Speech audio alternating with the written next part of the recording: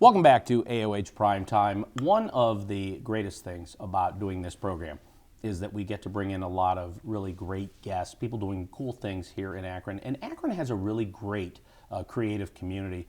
Certainly after 3 decades in the media business, I've got to meet a lot of wonderful photographers and videographers, editors, motion graphic artists. And we're going to talk about film, we're going to talk about music in Northeast Ohio, we're going to talk about 3D animation, all kinds of topics that certainly make the top of my list. Joining us now, Eric Vaughan, producer, director, owner of Red Point Digital. Thanks for being with us. Oh, thank you for having me. You know, I love it how at last minute, like, hey, come down and do this. How long we've been talked about it. I got to get you on the show, and I just love it. It's been a few months. Yeah. And then I guess I just never expected you to actually call. I know. I hear. So. I'm very impulsive, and people always say, you know, I'm not organized. I just do very last minute. But those are the best things sometimes. They're supposed to be pre-planning and production. But they're improv supposed to be is important, though. A little bit of impulsivity. Yeah. It adds to creativity, right? Adds to life, right? I mean, yeah. We want to talk about the docuseries and the podcast and everything you're putting together, The Heart of Rock and Roll. Right. How did you first come to think of this idea, come up with this, and what inspired all of it? So it all actually began out at a meeting in Montrose, where it was myself, Bill Reichstein, who was my co-producer, one of the executive producers currently, Pete LaRose, and Freddie Salem. Freddie Salem, God rest his soul. We were all talking about trying to put something together that really cast the light that Northeast Ohio especially, but Ohio in general, really deserves in the history of rock and roll. It's been, by and large, an untold story, but it's such a magical one. It's such a large one. I mean, Cleveland, Northeast Ohio, we helped launch some of the biggest rock stars and rock bands in the history of rock and roll. And very few people know about our part in bringing people like David Bowie and Rush and Boston and Fleetwood Mac and Bruce Springsteen, how Cleveland especially, but Cleveland, Akron, Kent State, Youngstown, were all instrumental in really launching the careers of these huge superstars. And that's just the beginning. Also telling the story of like our own homegrown talent, like so many of the people that actually we brought up and launched out into the universe, the Chrissie Hynds of the world, the Dead Boys, Chris Butler, the Waitresses, everybody's favorite, Christmas song, every year, with Christmas wrapping. And then of course, Joe Walsh and everything that he's done, from the James Game to the Eagles and so on. I mean, our history in rock and roll is rich and massive, and we can't wait to tell it. You are a film guy. You are. Yes. You have tons of experience in the traditional, the true film business. Of course, I'm a television person. I love corporate video. I love local TV commercials. All the work I did in my career doing videos for companies. It's great to have a discussion here. You were telling me as these ideas were coming together that as a broadcast person, as a person that loves radio and television and broadcasting, the idea that Alan Freed and all of this, and was it the Agora? Was it? Yeah. Shares that idea. I didn't know this, and you shared this story with me. That one thing that made Cleveland the rock and roll, capital of the world, was that the Odeon or the Agora would broadcast these things live nationwide.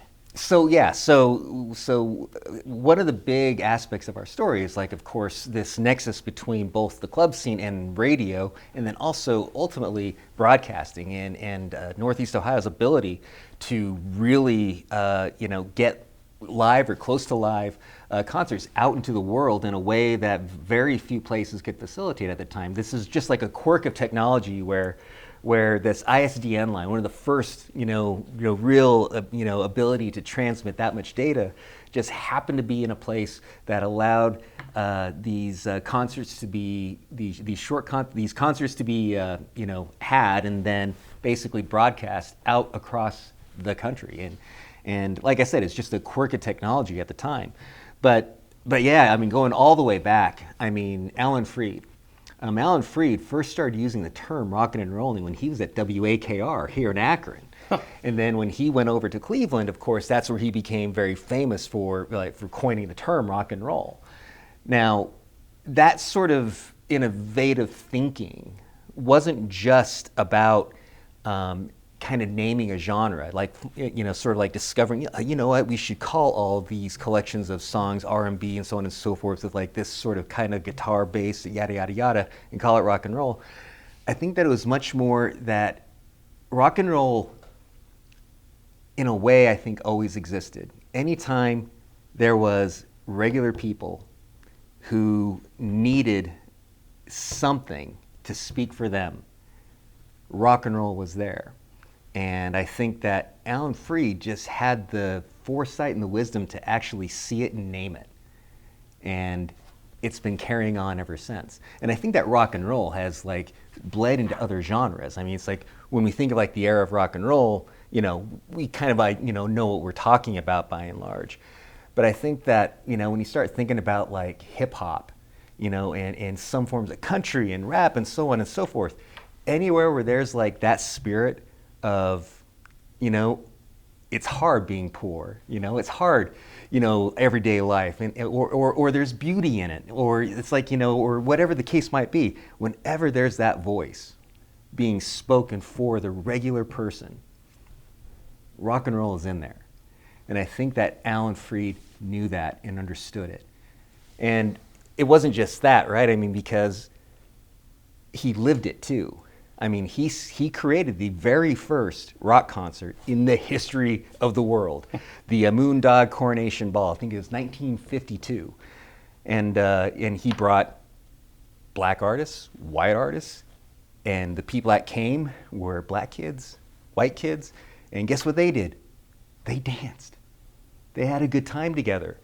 I mean, this was civil rights movement before the civil rights movement really got traction. And where did it start?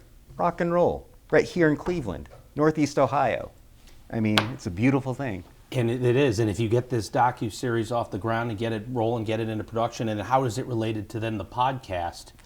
There's sure what one launches and then the podcast being the follow-up. How are they related? Well, we're trying to do a couple things. It's like we want to build an entire brand. The heart of rock and roll. We want to not just tell the story through the 6-part documentary series that we're trying to create, but we feel that the story is so large and ongoing, honestly, that we wanted something that could help continue to tell that story. And in some cases, help, back up, the documentary series, of course. But I think our intention is to actually launch the podcast first, and just sort of like start telling these stories of this important place that Northeast Ohio has in the world of rock and roll. And then when we get to a point to where it's like our docuseries is getting out into the world, we'll be able to temporarily switch gears and do like a limited series based on that infrastructure and based on that brand in order to help back up, that docuseries. But then once the docuseries is done, there's still more stories to tell. There's rockin' and rollers that are coming out right now, this very moment, that need their story told. Right here in Akron. And right here in Akron. Right down in Musica, and all the other venues that we have in town. Oh yeah. I mean, if we do this right, it's like, we have, we had an event in July, this last July at Musica, and we called it the What's Next, kind of concert. And we thought of it as the beginning of a concert series. And the Vindies from Youngstown were out there, and actually Jackie Popovic is going to be our host for the podcast, and she's going to be absolutely wonderful. If anybody's seen her with the Vindies, what kind of a huge personality she has, and just like how great she is. Well, she's going to be able to bring that and her like inherent ability to tell stories and just engage the audience to our podcast. So I mean, you'll have that to look forward to for sure. But the Vindies were sort of like our first concert in this What's Next series. And what we're hoping to also do is that we're hoping to also bring in live concerts where we want to be part of this ongoing story of Northeast Ohio launching the next big thing. And if we can help identify who some of those bands or some of those artists are and give them a platform, we want to be a part of that. Truly, you have the passion to put this project, and I understand the idea of a passion project, working towards making it all happen. And at the same time, building, the business that supports our livelihood. You have a film background. You have a career in producing very high-end corporate videos and branding films and all kinds of cool projects, and a background in doing documentaries and independent films and all kinds of stuff. And tell us about the business that is what does one for the meal and one for the real is always one of my favorites. We do things that we're passionate about, right. But client work is also important. And Red Point, one of the areas leading 3D animation, 2D animation. Obviously we've got the part of the demo reel, the website video rolling right here. Talk about Red Point and how do you balance? I struggle. WAOH, my passion project. This show, I love it, but obviously in television production, all the stuff we do in town pays the bills. Right. But how are you balancing the passion project and everything you want to do in life with what you have to do? Well, okay. So Red Point started as Red Point Digital in Salt Lake City, Utah, actually. My business partner at the time, then a gentleman named Adam Moffat, who's currently doing VR work for Apple. Wow, really cool stuff. We had just got done being part of a television show that was syndicated nationwide, and we always thought in the back of our minds, that we can do this better, than the people we were working for, and so we wanted to put that to the test. And so we started Red Point Digital. Now, the whole intent behind it was that we wanted to make our passion, we wanted to monetize our passion. That was the whole point. And a lot of times that happens, a lot of times it doesn't. You find yourself, you know what it is being a business owner. And it's like you go in there with like all these intentions about, how fun it's going to be. And you're going to be doing this project and that project and that project. And you find yourself stuck in spreadsheets. Oh, yeah. Right? And certainly that happens. But at the same time, it has facilitated an awful lot of my favorite moments in my professional life. Including we did 3 seasons of a television show that was on Outdoor Channel called Ridge Reaper, which there's a whole story behind that. Under Armour was the underwriter for it, and they were like our first big client. And we never expected to do a show like that at all, ever. But sometimes just life just decides that, they're going to, hey, we're going to have you try this instead. It's a wild journey. Yeah, but it worked out great. It was a great time. But then a lot of course, the documentary work, we've worked on a lot of narrative films as well, other television. Then, of course, just in the last few years, we really sort of decided to sharpen our focus towards 3D and 2D animation. Basically with the intention of being one of the top 3D and 2D animation houses in the entire country. Sure. It's and we're small, all over we're the powerful, country. we have, sure. Right.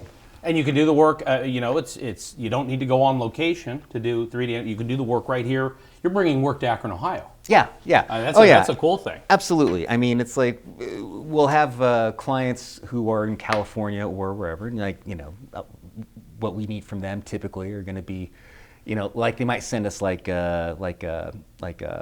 storyboards or something like that. Sure. And those storyboards, they might have been done by, whatever sort of way. And basically, that's all we need. That everything can be transmitted digitally. It's like we get something finished, we get some, we can function entirely as if we were anywhere else in the world but being here. And one of the reasons why I'm here at all, I'm not originally from, I hit the microphone, sorry. I'm not originally from Akron. I'm not originally from Ohio. I'm originally from Salt Lake City, Utah. And then I went to school out in Los Angeles, fight on Trojans. And so my coming out here was a little bit of a quirk of fate. I happened to be involved with a production company that was doing commercials for Cedar Fair, which included I think we did the last television commercial for Jogga Lake. And then we also did a couple commercials for Cedar Point, and that's how I blew into town, so to speak, and so it was happening upon Ohio was really different. Then eventually, it's like you come back, for various different reasons, whether it's professional, whether it's otherwise. I found I found my wife, Christine, and so that made it also gave me like additional roots. It's a good reason to stay in Akron, Ohio. Oh, absolutely. Sure. Absolutely. I mean, ultimately that was like one of the biggest things because we had a studio out in San Clemente, California. Beautiful area, right? Yeah. I mean, it's absolutely gorgeous. It's like we were blocks, just a few blocks from the beach. It's like surfboards and whatever. It's just gorgeous. Sunsets. I mean, it was just absolutely magical. Also very expensive. Sure. And our cost of living here in Akron, Ohio is pretty manageable. Well, not just manageable, but it affords you more.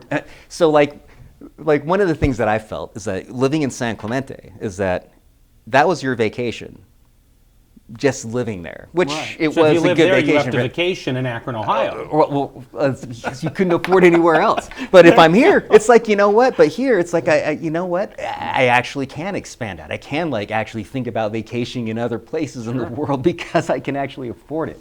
I need to pick your brain because a huge part of our program, WAOH Television, and all the other stuff we do in the production world is our student intern program. And we have a number of very talented college students and what I like to call the rising stars in the media business. And we love to help people that want to aspire to be in, that might want to follow in your career path. So I'll ask this. Speaking of going to school in L.A., right. and they're the Trojans, huh? But, there you go. What would you say to college students that might want to be a film major? And because I'm a television person, or even if you employ animators and graphic artists and motion graphic artists and all of that, so there are careers in Northeast Ohio for videographers and editors and animators. But are there careers in Northeast Ohio for a film major or somebody that really wants to work in film?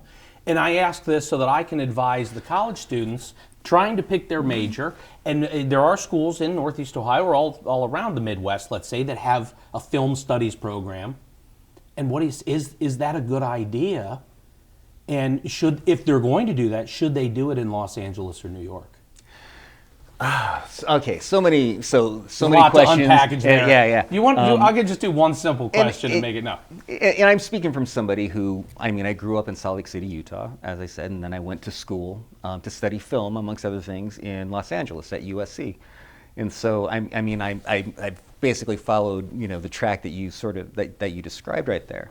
And so, I can speak from an awful lot of experience in that regard. I think that in my experience, when I've been working with crews of young people, that film, depending on what you want to do on the set, like a lot of people, if their focus is on lighting, or on setting up, grid, whatever. It's like if you're trying to grip or if you're trying to be, a gaffer or something like, although gaffer might be a bit different.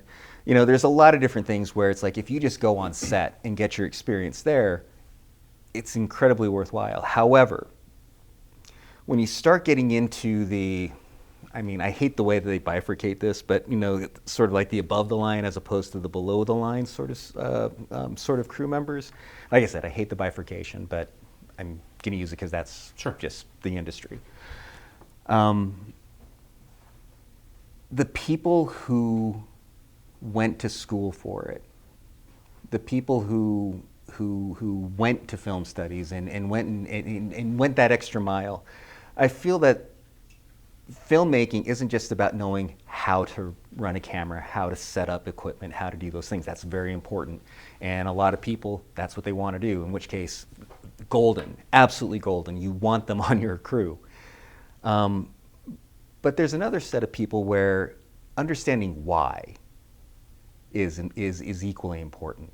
And those people are incredibly important to have on set as well. And I think that even though you can get there by not necessarily going to university, I find that the people who have gone to university, either whether it's because of the university training or because of just the personality type of somebody who would bother to do that they tend to understand the whys. And when you understand the whys, that makes it so that if I'm directing on set, maybe I don't have to direct as much because you just know how the light's supposed to be, falling on me because you read the script and you understand the emotion that we're trying to pull. You've been listening to me directing on set, and so you basically already kind of have an understanding. It's reverberating because you did read the script. You've been shooting, we've been shooting for like a few days now, and you get it. You get it. And the people who've gone to school, I feel, just tend to grasp that much more, and I find that they are absolutely invaluable on set. That being said, one of the finest DPs I've ever had a chance to work with didn't go to school and had that, himself, and was just able to, read me and understand the creative needs for the place. And so, there's always exceptions to the rule, but I will say that typically I do tend to like university trained crew members. You've traveled the world. You have a great perspective. You've worked all over the country, and your perspective, and we'll wrap up with this idea. Think of the Akron creative community and the idea of marketing Akron to the rest of the world as this is a place to send creative work, not just to save money, not just because our cost of living is low, but that there really is a creative community here that is worth taking a look at. You don't have to go to New York to you don't have to, and not take away anything from the New York. I love going to New York, but you can get great work right here at home. Absolutely. You don't have to leave Akron to do your video, your TV commercial, your branding films, all of it. Well, I came here more than just for the practical reasons of like things being inexpensive. When I was out in California, one of the things that I noticed is that so many of the crew members that I really valued somehow, some way, magically came from this part of the country. Like quite often, Cleveland, Akron. It was literally like this part of the country is where they were coming from. And, there's something about this space because Northeast Ohio, Akron, just taking Akron, how much it creatively punches above its weight. Whether we're talking music, which of course, I'm getting very much into with the documentary project that we're putting together, but also everything from like the performing arts, to painting, sculpture. So much, but including film. There's something about this area, there truly is, where I'm not sure if it's because of just the culture that's been built here over the years or what, but there is not just a creativity, but also a work ethic that goes along with that, that I think just makes this place a magical place to recruit. So one of my ideas coming back here, or coming here to begin with perhaps, was that if I can capture just 0.001% of the talent that keeps on going to California and give them a reason to stay here, then I'm going to rule the world because the talent is here. I love it. Thank you for taking the time to come down here and answering my text. Hey, come on, we got to do this. We've been talking about having this discussion for how long. This has been. I knew it was going to be great. Thank you. And all of the young professionals that are part of it, they're going to watch this and in the room right now and appreciate, I'm sure, what you've shared. Eric Vaughan, producer, director, owner, Red Point, and of course, putting together the docuseries, The Heart of Rock and Roll. We're looking forward to that. We're looking forward to the podcast, all of that coming to fruition. Thank you for watching, and we'll see you on the next one.